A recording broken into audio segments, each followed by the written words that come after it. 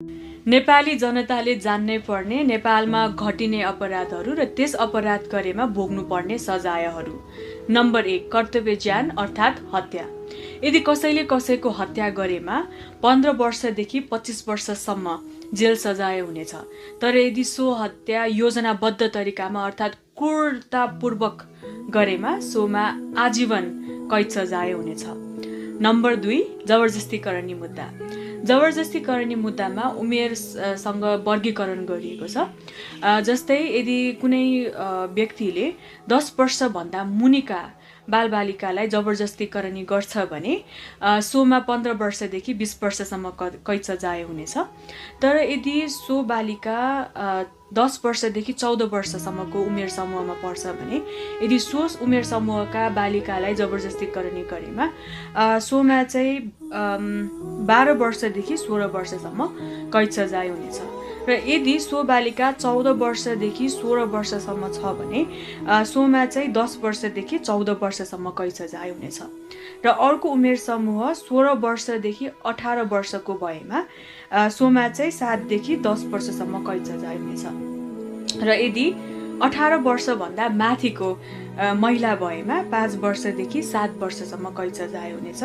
तर यदि समूहगत रूपमा बलात्कार गरेको छ भने सोमा चाहिँ आजीवन कैद सजाय हुन्छ। अब अर्को नम्बर 3, एसिड आक्रमण गरेमा। यदि कसैले कुनै व्यक्ति उप एसिड आक्रमण गरेमा सोमा चाहिँ 20 वर्षसम्म जेल सजाय हुन्छ र 10 लाख रुपियाँसम्म जरिवाना हुन्छ। तर यदि सो एसिड आक्रमणबाट चाहिँ त्यस व्यक्तिको मृत्यु हुन गएमा आजीवन कैद सजाय हुनेछ। नम्बर 4, मानव बेचबिखनको मुद्दा। यदि मानव बेचबिखनको अपराध गरेमा भने यसमा चाहिँ 15 वर्षसम्म कैद सजाय हुनेछ र 10 लाख रुपियाँ जरिवाना हुनेछ।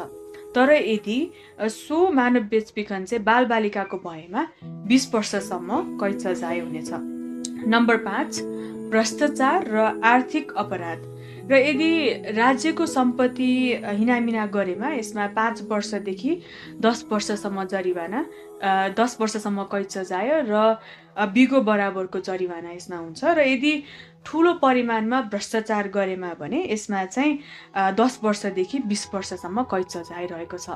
अब अर्को हेरौँ, जातीय भेदभाव। जातीय भेदभाव गरेमा यसमा चाहिँ 30 वर्षसम्म कैद र 30,000 रुपियाँसम्म जरिवाना हुन सक्छ अथवा दुवै पनि हुन सक्छ। नम्बर 7, साइबर अपराध। साइबर अपराध गरेमा जस्तै अहिले यो ह्याकिङ, डिजिटल ठगी अथवा साइबर आतङ्क